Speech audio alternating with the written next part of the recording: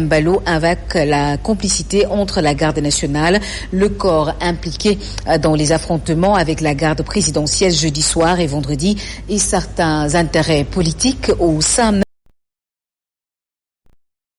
ont fait au moins 2 morts et ils sont considérés comme une nouvelle illustration des fractures politiques profondes au cœur de l'État entre la présidence et le gouvernement et qui traversent aussi les forces de sécurité. 7h exactement, 24 minutes. Vous êtes en direct sur les chaînes leaders, Zik FM et Saint TV. Et nous passons tout de suite à la revue de presse présentée par Fabrice Nguema.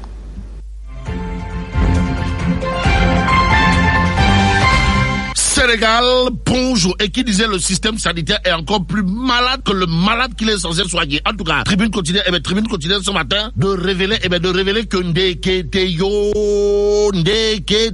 les hôpitaux deviennent des mouroirs. Vous le connaissez? Wallahi talaï. En tout cas, la santé, un secteur à c'est le titre du journal du groupe des médias ce matin. Tribune continue en tout cas d'expliquer l'utilité de la couverture maladie universelle en question. À la question de savoir, mais on est où là avec le secteur de la santé à l'agonie? Tribune continue sans contour ni détour de renseigner que tout est urgent pour les hôpitaux qui sont gravement malades et le secteur des huileries dans tout ça. Bon, Vox Populi pour ceux qui relèvent de la commercialisation de l'arachide à 280 francs le kilogramme, de révéler gros nuage sur les huileries nationales. Bon, les paysans cherchent meilleure offre chez les exportateurs étrangers. Informe Vox Populi ce matin. Que dire à ce sujet sinon à Thiès, Louga, Diourbel, Kaolack, Kaffrine et entre autres localités, des producteurs comme l'année dernière préfèrent vendre librement aux exportateurs étrangers qui proposent une offre meilleure que le prix officiel. D'où la sortie au vitriol dans Vox Populi de Sidiba, secrétaire général du cadre de concertation des producteurs agricoles de Kaolack, qui sans contour ni détour dira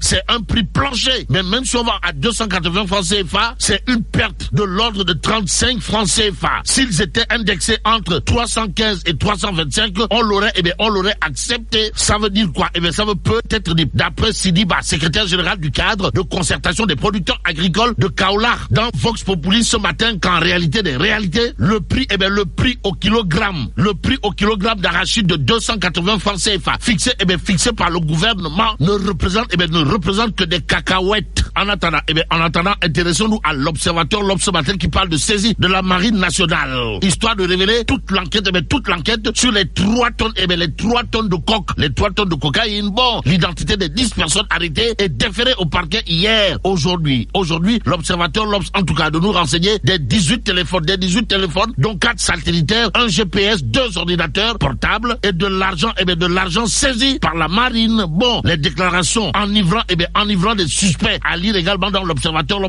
ce matin. Le journal du groupe Futur Média, toujours à propos de la saisie de la marine nationale, avec à la clé toute l'enquête sur les 3 tonnes de cocaïne, de nous informer que le chef de l'opération cite le fils d'un président de la République de la sous-région. Aïouaï Sambo, sommes-nous tentés de dire? Que dire d'autre autour justement de l'actualité de Tribune quotidienne, selon ceux qui relèvent des supposés financements occultes de Pros, l'apôtre du Bourroc, Ousmane Sonko en l'occurrence. En tout cas, le grand malaise, voilà l'information de l'observateur ce matin. Le journal d'indiquer les révélations du député Matar Diop, la peur de représailles, la sécurité discrète autour de la famille du leader de l'ex-Pastef, à lire dans l'observateur ce matin. Le journal de nous informer que Ali Ountin, droit de lobbyiste, chevronné de son état, est pour l'ouverture Raking Tak Taf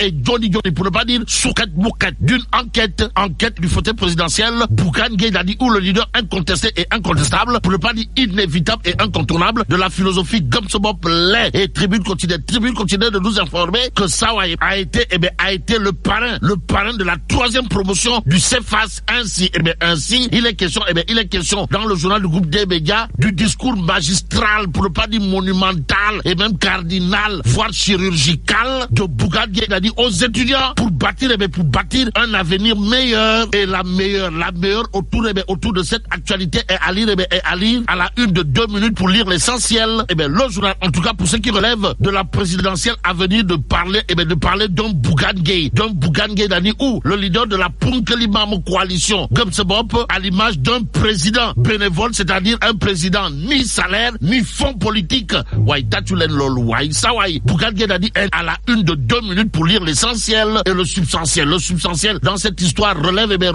Pape Modou Fall de Gomour, Sawai Fall, Pape Modou, ou le soror de Benno Bokiaka dans le Baol tout entier. D'après 2 minutes pour lire l'essentiel, vise le premier tour pour Amadouba qui aura probablement un intérêt particulier à lire la une du Témoin quotidien ce matin. Le journal au chapitre du libéralisme en Afrique, de nous renseigner que Sawai Nyangal national, universel mondial, comprenez Gorou Adjaratou Marem Faisal, rend un vibrant hommage à Farawa de Nyak. Comprenez Gorgui national, international, universel mondial. Wole box, on nous tente de dire que retenir d'autres autour de cette actualité. Sinon, ce que nous livre le quotidien. Le journal à propos de la conservation du pouvoir, de nous renseigner qu'en réalité des réalités, les libéraux, c'est-à-dire Nyangal national et les autres Njomborton, rêvent de Maïson Choro. Sommes nous tentés de dire. En tout cas, Mirbangok, Yenongok semble nous livrer l'As quotidien ce matin. Le journal, en tout cas, de renseigner grand conclave des libéraux à Dakar. Macky Sall offre Ndiak, comprenez Gorgui national, Mamvad, en exemple. Bon, celui qui est cité en exemple par l'As quotidien ce matin, c'est l'apôtre de la préférence nationale, Abdoulaye Sylla, ou Borom C50PN, puisque c'est de lui qu'il s'agit, a été à une méga foire de l'entrepreneuriat féminin de Yélène. Et là, retenons l'information de l'As, à savoir Abdoulaye Sylla valorise les produits locaux. Ça veut dire quoi? Ça veut tout simplement et tout bonnement dire que Sawai Borom C50PN est un militant de la préférence nationale, mais jusqu'aux produits locaux. Bon, Vox Populi au chapitre du dépôt des cautions des candidats, de nous renseigner que Aïda Mbodj, Pape Djibril Fall et Boun Abdallah Dionne passent à la caisse. Retenons tout simplement et tout bonnement, d'après Vox Populi, que Boun Abdallah Dionne, Pape Djibril Fall et Aïda Mbodj ont reçu leur attestation de dépôt de caution de candidature à la caisse de dépôt et de consignation. Cependant, le Yaboy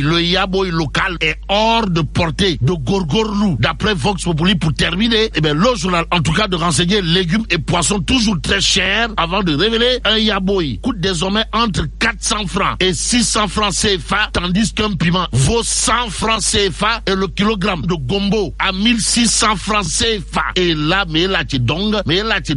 Wouh, fou du djemati. Bon, que Dieu préserve le Sénégal. Fabrice Nguema, merci beaucoup pour la revue de presse qui vous revient très certainement à midi sur 89.7 Zik FM. C'est la fin de ce journal. Merci à tous de l'avoir suivi, mais restez avec nous. On revient très certainement pour la deuxième partie de votre bloc d'information, la matinale, à 7h exactement 32 minutes.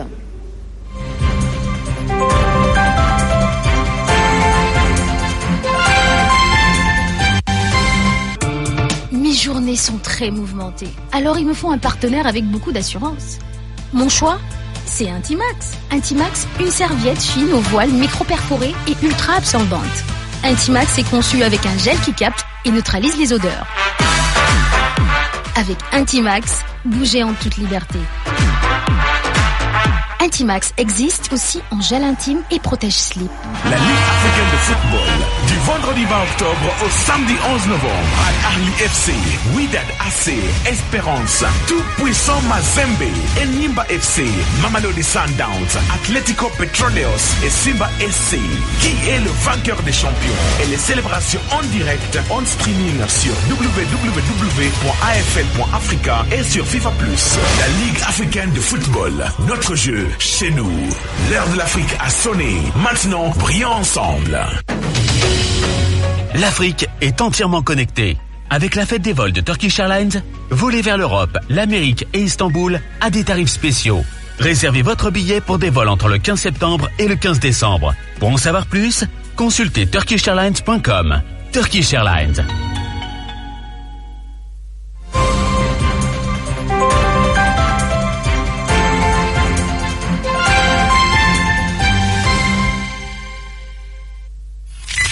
Voici Traffic News. Voilà, merci beaucoup. Allô. waa Abba maa ngi lay nuyu noo def. maa ngi fi Asma maa ngi la ziar. maa ngi la dellu ziar bu baax a baax fi nga nekkoon dafa xatoon sànq fan nga nekk jamono ji. Voilà, je suis avec Moutaga de l'autre côté. Moutaga, fan nga féete. Voilà, merci beaucoup. L'actualité du trafic se poursuit sur IFM la 89.7 Dakar. Présentement, nous sommes sur la route nationale. Tout à l'heure, nous avons passé au niveau de l'échangeur de Poste Thiaroye. Là-bas, des ralentissements vous attendent à ce niveau. Boo leen accéléré fi nga xam nag moom moo di tableau ci waa woon da ngeen daal di teggi seen tànk balaa ngeen di agsi ba le échangeur naka noonee fi nga xam nag moom moo di rond-point Sicap Mbao tamit am na quelques jafe-jafe à ce niveau bu fekkee nag ñi nga xam nag ñoo bëgg a jaaree ci sortie péage bi jaar foofu nga xam nag moo di la route des Niayes foofu tamit am na ay quelques ralentissements ba tax rek da ngeen daal di teggi seen tànk pour ñu bëgg a ba jaaree boobee ci cap sur rond-point sur la voie est libre ici la souhaiter tranquillement à Badiane. Voilà, merci beaucoup. Nous sommes passés par la route des hydrocarbures. Yéen ñu bàyyi ko fi xam moom mooy marché au poisson mën ngeen progressé jaare ko Seras ou de li fi xam moom mooy magasin diggante bi tali bi xaw a jagati mu jël deux sur la voiture de part et d'autre suñ ko dépassé par faute de complication mën ngeen progressé au le rond-point wala bu rond-point vous n'êtes juste à hauteur de cafétéria foofu vous avez le choix soit da ngeen di progresser suivre la file de voiture au ralenti vers l'échangeur de Kappa wala bokk ngeen yéeg foofu l'échangeur bu TER yéen ngi jëm soit ngeen progressé jaare ko Talifa ou le échangeur bu Cambérène wala bokk ñu def benn crochet jaare ko du côté des Maraîchers yéen a génne pour Sainte-Marie bu Hann foofu c'est très compliqué vers fi nga xam mooy ñaari sortie du côté de l'échangeur Hann wala bokk nga génne fi nga xam mooy service technique ay caasma beneen point trafic kanam vérification.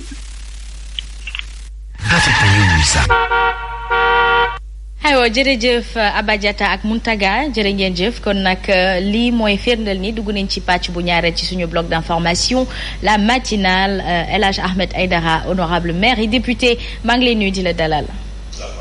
fay bu baax a baax Asma di la siyaar di nuyu itam kilifa gi Simon dama foogoon tey daf may dàq sax ma dugg si ak Mambay ak Yaas. incha allah. bonjour. aywa mi ngi noonu kon nag 7h toftal na fanweeri simili ak juróom benn alors fële nga xamante ni moom moo di marché au Saint-Maur de Ziguinchor en flamme peut-être Abdourahmane Diallo bu disponible rek la régie mën nañ leen jol mooy lakk wa nii direct mooy lakk mi oui waaw jàppandi na waaw aywa marché Abdourahmane Diallo bu disponible bu fekkee ne mën nañ ko am au téléphone incha allah ñu mën a xam situation exacte bi am fële ca marché Saint-Maur de Ziguinchor ndax jamono ji ñuy waxtaanee mi ngi lakk gu métti Mambay Ndiaye bu sa micro baaxee rek allo jot na. et on sait pas Allô, ce qui est à l'origine pour le moment waaw super il est là. Abdourahmane allo. oui. maa ngi lay nuyu noo def. maa ngi lay fay. alhamdulilah jamono ji yaa ngi ci marché Saint-Maur de Ziguinchor mi ngi lakk nga ne. waaw un incendie boo xamante ne jamono ji mën nañu wax fan la jógee waaye jamono ju may wax ak yéen daanaka lu ëpp ci marché Boucotte ñu ngi koy gën a ràññee ci tour marché Boucotte mooy marché Saint-Maur ca Ziguinchor koo wax marché Boucotte xam na fan la féetoo jamono ji moom mooy marché bu gën a mag ca Ziguinchor lu bëri ci marché bi daana lakk na ba jeex takk jamono ji kenn mënul contenir li nga xamante ne moo di flamme yi sapeur pompier seen nañu seen benn oto bi nga xamante ne mu ngi yoon ci lieu yi waaye mënuñu ci lenn commerçant yi nag ñi nga xamante ne am nañu fi bagage ñu bëri ci ñoom ak seen i mbokk ñu ngi fexe génne lu ñu mën a génne ci beneen côté ci marché bi waaye ci biir hangar bi nga xamante ne foofu la nit ñi di gën a bëri ci biir marché bi foofee jamono ji lakk na ba jeex takk te safara si mu ngi wéy di continuer ca marché Saint-Maur situation bu délicate lool situation bu metti lool jamono ji moom la waa Ziguinchor di yeewoo si suba si comme ni ma leen ko waxee ba nii mënuñu xam lan moo sookee li nga xamante ne moo di incendie bi ca marché Bukot bu Ziguinchor marché Seymour ñu gën ko ràññee ci tuuru marché Bukot donc ay jigéen ay ndaw ay mag ñëpp ñu ngi fexe ba sauver li nga xamante ne loolu la ñu mën a sauver ñenn ñi sax duñu ay commerçant waaye bu ñu gisee situation bi daw si nañu ci marché bi mën a jàppale ñi nga xamante ne ñoo fii liggéey pour ñu mën a jëndee li nga xamante ne moo di bagage yi ñu mën a jëndee donc situation baa ngi nii marché Seymour gën ko ràññee ci tuuru marché Bukot ci suba si incendie bu métti métti safara saa ngi gën a avancé mel ni lu ñu sotti essence donc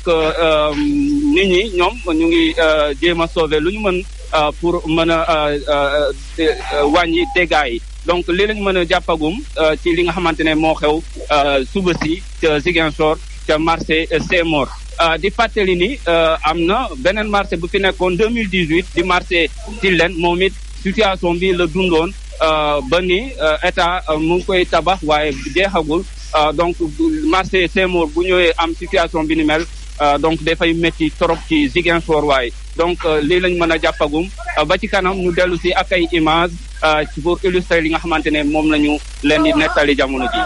Merci beaucoup Abdourahmane Diallo suñu correspondant fële ci Ziguinchor Simon Pierre Faye mu mel ni nag c'est le sujet d'actualité à traiter incendie des marchés de plus en plus récurrent au Sénégal est-ce dû au branchement ou à la négligence dans l'utilisation? Bon en attendant ñu xam lan moo waral safara si dégg nga déjà Abdourahmane Diallo mi ngi rappeler situation antérieure bi parce que marché Tilène également situation bi moo ko daboon incendie et je pense qu'il y a d'ailleurs quelques mois l'actuel ministre du commerce Abdou Karim Fofana waxoon na ne marché bi ce sera bientôt réceptionné mais réception bi je pense c'était au bout de 2 mois mais bi mu ko waxee léegi ëpp na ñaari weer donc fan la marché bi tollu Ziguinchor tey jii bu amul marché ça va être compliqué avec cet incendie bi nga xam ne moom la ñu am naka tey ji suba si dooleeku si ak marché Tilène bi nga xam ne ba léegi ñu ngi koy tabax ne pareegul réceptionné guñ ko ak situation bi nga xam ne moo xew ci marché yi parce que lii am Ziguinchor bu subaa mën na am feneen ak feneen comme ni mu amee woon bu njëkk effectivement loolu nga doon rappeler les incendies de marché sont devenus récurrents très récurrent et surtout ci jamono ji nga xam ne xëy na sedd bi mu ngi dugg si ndànk-ndànk jamono ji nga xam ne également y a de petits vents qui commencent à se lever donc na nit ñi gën a moytu xamaguñu lan moo waral safara si xamaguñu également lan mooy cause bi dëgg-dëgg muy courant wala peut-être incendie criminel court-circuit on ne sait pas encore on va laisser peut-être à la police faire son enquête mais il faudra nécessairement que vraiment ñu jël ci ay mesures et souvent mesures yooyu dafay njëkkee justement ci commerçant yi mais avant commerçant yi justement ni ñuy tabaxee suñuy marché parce que tey jii marché bi nekk na foo xamante ni boo jëlee exemple Sandaga bi ñu ko tojee la ñu bëri comprendre ne benn bâtiment bu ngand dong la mais tout ce qui est autour c'est des préfabriqués c'est des cartons c'est des baraquements ay yu kenn xamul donc marché bi avec ses excroissances il faut ñu mën ko contrôler bâtir en dur construire en dur et faire des installations avec les normes électriques qu'il faut peut-être que dina mën a tax ba ñu mën a éviter yenn situation yu bëri en attendant également ñu xam le programme de modernisation des marchés également fan lañ ci toll parce que c'était une solution en guise de solution justement pour éviter yi Yaay Fatou moo ko fi waxoon Yaay Fatou Diagne moo ko fi waxoon mais faut rappeler surtout que à l'image de marché Ocass des années précédentes da ngay gis ne ni court-circuit moom mooy gën a causer li nga xamante ni moom moo di incendie il y a quelques mois amoon na marché Pikine je crois bu doon nekk en feu yooyu yëpp tamit ñu gis ni ci utilisation yi ak branchement illicite yi yooyu tamit mi ngi ci biir voilà alors loolu tamit ñi nga xamante ni ñoom ñoo fay bay seen war est-ce que waruñoo gën a mën a am prise de conscience ci wàllum woowulee Ahmed Aïdara waaw xam nga Asma dafa am benn comité le comité sénégalais pour la sécurité des usagers de l'électricité mooy COSUEL nguuru Sénégal da ko indi mu mel ni Sénélec te du Sénélec dégg nga loolu dañ ko indi maanaam képp koo xam ne da nga defate branchement ñoom dañuy ñëw def contrôle xool ba xam yeyool nga ab compteur waaw wala déet bokkul ak Sénélec de ñu ngi fii ci biir Ndakaar waaw waaye man li ma jaaxal mooy ñëpp dañu jàpp ne bu ñu ñëwoon rek lu jëm ci wàllum marché yi lakk ak kër yi lakk ak ñu naan ay courant ka indi yooyu yëpp dafay jeex. mais gis nga affaire marché yi. gëmuñ ne nit mooy ñëw rek taal ka. li ci gën a bëree courant bi lañ koy faral. di jiin. branchement clandestin. branchement clandestin nag li koy indi. mooy ay table clandestine. parce que yow da ngay am sa table nii. ak gis nga marché yi muy wax naan moderniser les marchés. gis nga tabaxaat marché. deal yi nga xam ne moom moo ci am. doy na waar. dafa am deal foofu tamit. mais xam nga depuis 2014 Macky Sall dafa indi lu ñu naan acte 3 wu décentralisation. c'est vrai. léegi marché yëpp. communes yi ñoom ñoo ko gérer. les villes ne gèrent plus les marchés. c'est vrai. amu leen recette. déedéet. léegi nag mais bu ñuy defar bu ñuy defaraat marché yi. table boo xam ne dafa nekkoon par exemple 1 mètre. wala 1 mètre 50. bu ñuy defaraat marché yi. waaw. table boobu mën nañ koo dagg ñetti taabal. ah. pour yokk place. déggoo ma de. ça c'est pas bon par contre. ñenn ñoo koy def nag du ma fi nekk di indi ay tuuma. mais marché yi nga xam ne defar nañ leen ñin ñu dëkk ci booru marché yooyu wala xam marché yi ni ñu leen di defaree. ñun xam nañ li ñuy wax suñuy mbokk dañuy jaay ci marché yi fii koo fi gis am na mbokk moom day jaay ci marché. kon maanaam li ñuy bëgg a teggi duñ ko mën a teggi parce que bu fekkee ni table bi dagg nañ ko ñett kay gën na xatati. mënul ne li naan ay modernisation naa xam nga lan mooy modernisation wu marché yi. te lakk yi pour mu wàññeeku ci marché yi. mais doom bu góor lay ne day jafe. ndax wàllum njubadi parce que yow bu dee yow benn compteur moom moo nekkoon ci table bi benn compteur nekk fii benn compteur nekk ci cantine bi kat ñu ne dañuy moderniser dellul ci marché yi nga xool ba xam même table même cantine yi moom nga fay fekkaat. ba tey même effectif bi moom nga fay fekkaat. léegi ils sont obligés waa ji nga xam ne moom moo yoroon compteur. branchel kii. kii branchel kee. branchement clandestin. loolu mooy indi problématique yi gis ngeen marché baa ngi noonu nag. lakk-lakk yaa ngi nii. mooy marché waaw mooy marché. image d'illustration yi ñu kii yónnee. ba pare contrôle bi ci war est-ce que waa COSYEL ñoom est-ce que am nañu ay moyens yoo xam ne moom la ñuy contrôler Simon. kër gu nekk war nga fa dugg. te xamal lan la ñuy contrôler yow Yacine. gis nga fil yi nga xam ne moom la ñuy dugal si biir raakool yi muy génn branchement yi. ci boppam loolu la ñuy fil yi dafa am ay numéro ñu ne la par exemple fil bii 18 la bii 35 la bii 13 la bii nangam sangam mu am ay normes fil yoo xam ne kenn waru koo defee ay branchement mais est-ce que benn par benn laa lay wax nii benn di ko millimétrer est-ce que loolu ñoom am nañ effectif am nañ ay moyens bu ñu ko defee si biir marché yi. bu fekkee marché yi c'est mal construit. aywa ko mën a def. mi ngi noonu jërë ngeen jëf kon lii nag lan lay jëriñ juuti yi du coup. juuti yi moom mooy recette collectivité yi. mooy alalu buur ji ku jaay kay fay juuti. aywa mi ngi noonu. marché. gannaaw bu ñu xamee ñenn ñi yu si bëri nañ xam cause yi mooy branchement yi tout ça. li koy gën a accentuer de lakk am na mooy doo am suñu jaar. gis ngeen marché bi fu muy lakk. ça peut être fu muy jaar mën a fayee. c'est vrai amul bouche d'incendie. fekkoon am na ko wala kon kii wax yooyu sa micro bi yi am nu ñu tuddee les canaux là. waaw nga xam ne da ngay toll fii di ko sànni à 100 ou 200 mètres. xanaa loolu. mais est-ce que sapeur yëpp ko am est-ce que caserne yëpp ko am. mais il faut rappeler aussi que gendarmerie wala sapeur-pompier dañu ne woon dañu leen di réfectionner. mais marché dafa war a am nañ suñ benn marché boo xam ne. marché Njaareem. suñu papa bi fa nekkoon dem si yàlla bay di sëy moom de yàlla suturaal noonu na ko ba biir marché bi xàlloon na fa benn tali mais marché dafa war a am tali ci biir. bu dul dara sax frigo yi di am fu ñu gaare. mais aussi ñi fay bay seen waar justement ñoom waruñoo sóoraale li ni mel comme seen ay marchandises ñoo fay nekk ñoo fay daan seen doole ñoo fay am seen koppar ñoo fay am seen sutura est-ce que jotul tamit ñu bàyyi xel li ni mel en cas d'incendie utal seen bopp yoon. xam nga loolu peut-être nga toog di wax nii. ñoom moom mën nga neex na de mais ñoom si boppam. ñooy bañ nekk foo mën a teg sa daw da nga naan am naa ñaar fukk wala ñeent fukk yu ma joxe jiw ci garaaw naa dàq sama wërsëg parce que nag bu ñu fàtte nit ñu bëri dañuy xëy si lijjanti seen dépense yónnee ko donc kooku xoolu place moom na xoole foo xam ne mën na fa toog mën na fa toog c'est ça waaw mën na fa toog teg saam ay kiyom c'est vrai xam nga la moo war a jeex ci réew mi waaw bëgg deuxième mandat ci maire tax na maire yi bëri duñ liggéey ñun fii la ñuy daalee doole moo fi war a jeex anarchie totale. nga ñëw jël say. ndugg yi da ngay ñëw tey c'est terrible. mais bu ñu waxee ñu ne non lii pourtant yow say jamonoy maam la fi nekkoon ba léegi nii fii nga xam ne fii la ñuy jëndee xaru tabaski chaque année yow waroo ko fay jëlee parce que rek yow ragal nga. nit ñi mere la wala ragal nga. ñun de fu ñu amee possibilité moom tëbal fa ay nit yu fi nekk nañ leen tëbal. parce que marché dafa war a am plan. voilà et plan boobu xëy na c'est l'autorité municipale moo ko war a mën a def avec les commerçants yi fa nekk mais d'origine bu dee marché bi amul plan mais ku ci nekk fu la neex ngay installé. Je donne l'exemple du marché central de Thiès qui a été reconstruit d'ailleurs ci 4444 bi avec les chantiers de Thiès. mais am na il y a quelques années derrière am na benn allée centrale fi ñuy jaay fëgg jaay ñi may déglu Thiès xam nañ fi mu nekk. mais foofu préfet ba fa nekkoon ay jamono mais daf ko xàll ba mu leer.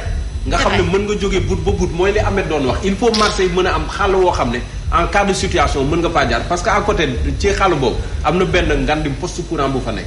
et accident mën na am à tout moment mais actuellement boo fa demee nii boo buuxantewul ci diggante table yi doo romb. en tout cas xaw na doy waar ñi fay nekk di fa bàyyi seen waar war nañ mën a utal seen bopp kaaraange goo xamante ni laata yoon di ñëw ñoom ñu mën a assurer seen bopp Mame Mbaye Ndiaye.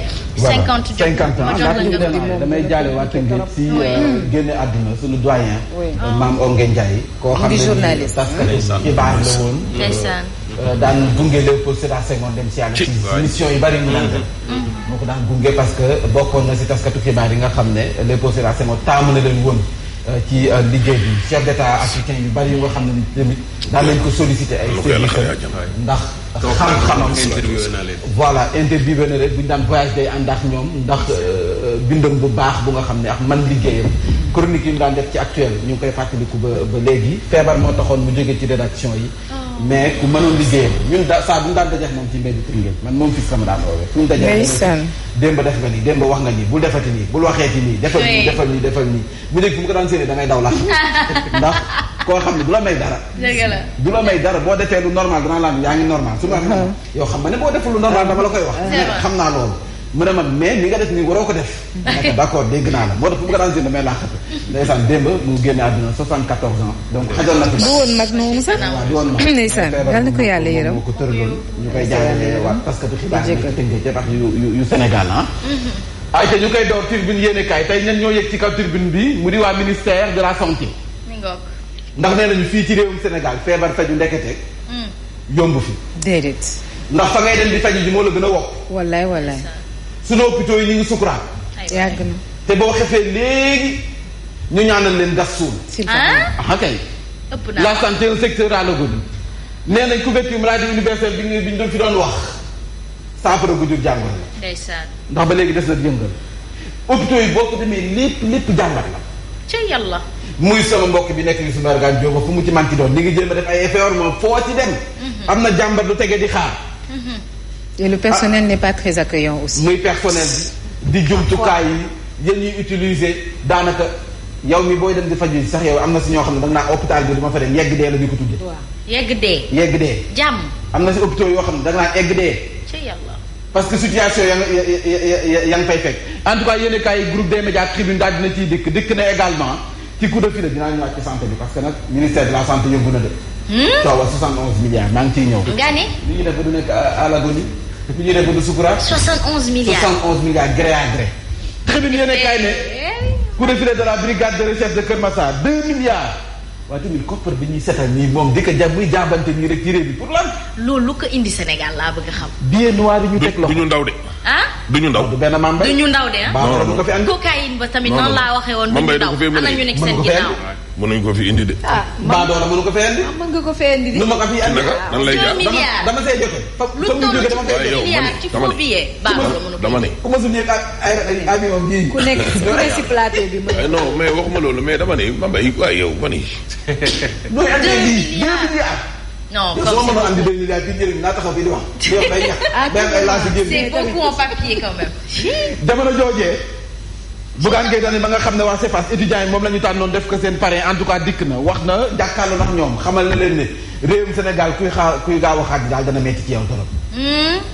gëm leen seen bopp self made men ndax man ba may démarrer bénévolat laa démarrer. dëgg la ah doolaal dara.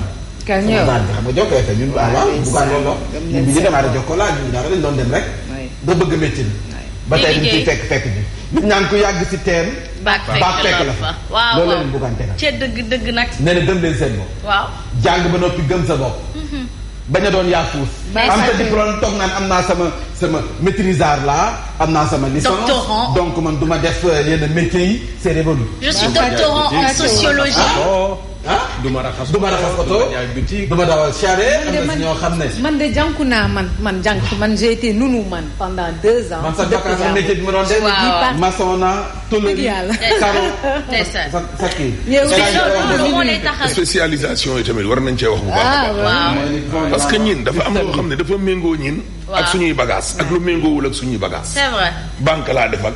nangam logistique ak nangam yi alors que ñun sa waay non mais ay banque finance alors que yow sa waay ñin côté boobu noonu fisc te mbay mi nekk fi gars yi ne xas ndox mi nekk fi ne xas. jant bi nekk fi ne xas. mais sa waay nga spécialisé wu ak loo xamante ne nii gars yi sa waay doctorat en nangam sa mais sa waay nañ leen waxante dëgg waay spécialisé wu ci loo xamante ne nii gars yi Sénégal lim ci soxla matul neuf. c'est que ñun suñu njàng mi tronc commun spécialisé wu ci loo xam ne Sénégal lim ci soxla matul temps. moo yàgg da ngay yegg ba université. doo am possibilité de. c'est vrai spécialisation. waaw. mais loolu c'est terrible. jàngalekat ngeen nga bëgg a départ. jàng ñaar fukki atu yàlla te ba léegi nii spécialisé ko. man mi nekkoon département anglais fii laa mujj man mosuma fi toog ba wax fi benn. Alaaji Assane Gueye wax na ko département anglais la ne woon nee na bu tey doon démb olof la jëm. Alaaji Assane Gueye RFM. dañ doon wéet mu ne ma xoolal anglais laa nekkoon mais Ahmed bu ma géntoon lii. wolof lay def. lii bépp olof laa jël. amoon naa cours wolof. Alaaji Assane Gueye deuxième langue la def naa la ñuy wax. wolof laa jëloon waaye dama doon daw rek te maa ngi ci wolof bi laay mujj. te ci nga aay nag loolu sax nag. su ma yëgoon fa laay toog. waaw bu ma yëgoon du ma ko daw. mais dama am sama grande sœur bu tudd Adja Ngone ñëw madame Diaw nee na naa wax ne mbindaanu naa këram 2 jours. yow mbindaanu naa këram 2 jours. ba fay na la. waaw looloo jar a laaj. Adja Ngone fayu ma dërëm. le mandat yéene kaay. li bëggaan wax noonu ci suuf noonu. dañ koy dugal ci bopp. jeunesse bi ak étudiant wuy ma. il ne faut pas avoir peur. yow waroo ragal yow ci yow lan nga doon. waaw déggoo ma de. mais bu may toog télé il faut que ma laal costume. déggoo ma de laal cravate. wala man il faut coûte que coûte ma def une version en français. bëgg a wax français par favor. mais moi c'est les centres d'appel qui ont financé. mais c'est terrible. ay foot yoo xamante ni vendeuse de boutique sportwear. nangu la nga doon. yére sport. waaw nit ki la ko da ngay jàng fii di liggéey fii. mais tu es là mën na nekk mais tu es là comme autorité comme une autorité. mais pourquoi yow xoolal devant une foule boo xam ni 99% dégguñu français. déedéet yow nga ne dee yow. damay laa def français. bëgg a doon Jean-Baptiste Pocolin ci saa si ma lii. mais je pense que c'est aussi c'est dû au système éducatif aussi. c'est ça aussi loolu tamit ah. mais c'est cible ça dépend ci cible. ça dépend ci cible bi. mooy justement amuñu. bisimilah 57 gis nga Europe étudiants yi fa nekk yëpp jigéen ñi nunu la ñuy nekk ci wet bi. waaw te fii boo leen waxoon def leen nunu yaa ngi def nga nunu. man de def naa ko man de. et c'est passionnant. maa leen ko doon wax sànq gré à gré. yëngal na kon ministère de la santé 71 milliards laa la wax nii benn marché boo xam ne nii kenn xamul fu waa ji jaar wala fournisseur ba jaar ba ñu jox ko ko 71 milliards critique yéen a kaay daal na ciy dikk mu ngi ciy andi ay leeral nee na lii moo yëngal laa la wax ministère de la santé ba nga xam ne Marie Khemesse les fournisseurs sénégalais dans tous leurs états nee nañu lu ñu bëgg nag. Marie leer na fan yii nag. moo di ACB mi nga xam ne moom moo gañ a marché bi kenn xamul fu mu jaar ba gañ nañu retiré annulé li nga xam ne moom mooy marché bi. 71 milliards du ay caaxaan. déedéet nam nu wax fu mu jaar ba koppar boobee ñu tekk ci loxo man lii mënta ne mënul wëy. Sénégal ay milliards rek la ñuy waxtaanee chiffre d'affaires yëpp ay milliards la ñuy waxtaanee. mais donc ça veut dire que nous on est extrêmement riches. pourquoi on raisonne en termes de milliards. oui. Vox Populi ñëw ci commercialisation jënd neex jaayu gerte gi fii ci réewum Sénégal en tout cas ñi nga xam ne ñoo jaay seen gerte ak huiliers yi dafa mu nekk nii déggooguñu de ndax ñoom paysans yi baykat nee na mënunoo bay ba noppi ak lépp lu ñu si dépensé coono bi ñu si def ñu ne boo leen gisee 280 jaay leen ko manta ne kii nga xam ne mooy Sidi Ba secrétaire général bu cadre de concertation des producteurs agricoles bu Kaolack nee na même bu ñu jaayee 280 pertement bu toll ci 35 francs la ñuy dikkee ku jaay jënd fukk jaay juróom mënul ne nee na njëkk bu ñu ko defoon 315 jàpp 325 sax mu tane. ndeysaan. boobaa dina xaw a tane mais jaay bi ngir perte lan 35 francs mënta wee ak coono ba nga si rek ak li nga ci dugal ci koppar en tout cas njaayum gerte bi doxagul de jamono joojee nag sama mbokk nappkat yi ak jigéen ñi nga xam ne ñoom ñooy dem ci marché bi. ak yow mi. yaa booy bi nga xam ne nii mooy ndékkataraay boo ko tegee boo ko tëralee ci mbaxal mu dem boo ko tëralee ci cere siin mu dem foo ko tëral mu dem bu njëkk ba da nga daan jënd yu bari ñu bu ñaa la duñ la ko jaay dañ la koy may ñun dañ daan dem sa ndeqe keeba topp si ginnaaw moole bu ñu enoon ni bu wax dañu for. yaaboy gisatoo sax lu war. yaaboy neexatul. yaaboy sax léegi da nga ko du tëgg digg ba muy neex. yaaboy neexatul yaaboy léegi 400 jàpp 600. ci yàlla luxe na. waay ci réew mi toll. nga jënd si yaaboy benn jën 400 fekk yaa ngi yoroon dépense 2000 francs. billaay yow. ñu jaay la ko 600 francs mu dese la ñaata 1400. nga jënd benn kaani 100 francs mu dese la ñaata. benn doom da. mu dese la 1000 ñaata 300. mënoo see tokk suppu kànja ndax suppu kànja nag kilo bi 1600 la. ci yàlla. kon léegi nag da ngay xool yow yow dépense 2000 benn yaa day nga ci mën a daal benn kaani moom après nga xool loo si toog. bu leen may occasion. 1600 kànja bi kilogramme. yaa ngi may occasion soxna yi de. ndax lan yokk dépense. non tëm ñu ne la xoolal ñun kay liñ bëgg fi mu nekk nii mooy dimanche comme que am nga jot nga ñëw rek ñu wan la. ñu ànd dem nga xool. yooyu lañ lay laal occasion bëggoo leen ñu tagal leen lu baax. yàlla baax na balaa 8 heures ñu dem ci ki nga xam ne moom mooy. débat wu. aywa le quotidien yéen kaay dafa ñëw. ci président Macky Sall mi nga xam ne mi ngi doon sargal di rendre hommage. Alkalima Samba. di ko ci Rosar maa ne ci Rosar Abdoulaye Wade ñoom libéraux yi fu mu nekk nii xam nga ne dañu am daje mag bu ñuy wootee. sargal nañu fa dara jaal nañu fa kii nga xam ne moom mooy Abdoulaye Wade. nee na ku am leneen nga jël te bàyyi leen ak ñoom Abdoulaye Wade moom président bu bees jax président ba woon. dégg seen bëgg-bëgg nag moo di. non c'est que gis nga ñoom libéraux yi toog fi. waaw gis nga Macky Sall mii liñ doon wax naan Ablaye ko jàngal mu mujj dem ba romb Ablaye mooy dëgg. ñu ngi nii. Macky mii gis nga Macky mii. libéralisme la Macky Sall libéral la moom. libéral la kay. entouré que de socialiste. waaw xam nga rek. libéraux démocrate peut-être. libéraux démocrate. alliance contre aywa Mambay 8h jot na. 8h jot na. waa sënkam. restaurant Le Palais et le Parlement. assise sur lan les grilles service chaud ñii lan la nii. c'est le président. restaurant parlement yi man gisuma fi El Hadj Ahmed Aïdara de. non lii président Guinée-Bissau Embalo moo dissoudre assemblée mooy en rouge la. waaw président Aziz bu Mauritanie moo ne ni moom lañ condamné 5 ans waa Mauritanie yi. waaw ba coup d'état ba ñu wax ne moo fa doon am wala amu fa. yërnu ni à gauche. c'est la Mauritanie. doo wax ci méga investiture ba Bougane bi le 16 décembre la finalement samedi à 15h. waaw ca place de l'Obélisque. man de dinaa dem. ñun danañ dem ñun ñëpp jotaguma sama carton de mais bu ma mais dinaa dem moom. yaa ngi tribune loge yaa ngi. man moom dinaa non damay dem. lu gën a fës ci bopp xibaar yi mu bari. dañuy live ñun bu ñu demee. aywa damay jël TikTok. non man maa jël TikTok moytu leen balaa Sénégal di leen kii. ah waaye bismillah lu gën a fës ci bopp xibaar yi ma. investisseur amee noonu lañ def. waa dëgg la moom. nga fàtte bokkul dama leen a bett dañ ko wane damay l'international libéral am ndaje la ñu woote fii ci Grand Dakar ubbi nañu seen sommet bi démb ci altine ji cérémonie bi nag ko président moo di njiitu réew mi président Macky Sall dikk na ci yenn ci ay menaces yu nga xam ne mu ngay raam ci wàllum extrémisme wàllum violence naka noonu populisme nee na faw ñu xeex ko ngir xeex ko faw ak booloo bu sincère daañu waxtaanee rapport 2022 GIABA ba nga xam ne présenté na ko démb mu mel ni kon nag rapport boobee juróom-ñaar ci ay chapitre si la ñu ko tënk dañoo gis ne wàllum mal gouvernance ndax nag yorin gu desee tëddee ñaaxaanaay daal daanaka moom la ñu gën a gis des na ba léegi ci réewu Afrique yi donte ñu ngi see def jéego bu ñu doxantoo ba sa tëngee section association bi ëmb kon retraité civil et militaires yi ñu ngay sàkk ñu gën a saytuwaat seen pension yi bu jaree ñu yëkkatiwaat ko seen pension de retraite yi assemblée générale la ñu woote foofee sa tëngee Cheikh Ahmed Tidiane Seck dina sa dikk bu jàppandee tàggat yaram li yéene kaay xëy dëxëñ mooy ndar képp bi la jotaayu xibaar faram fàcce gi Simon Faye lañ ci àndal ak El Hadj Ahmed Aïdara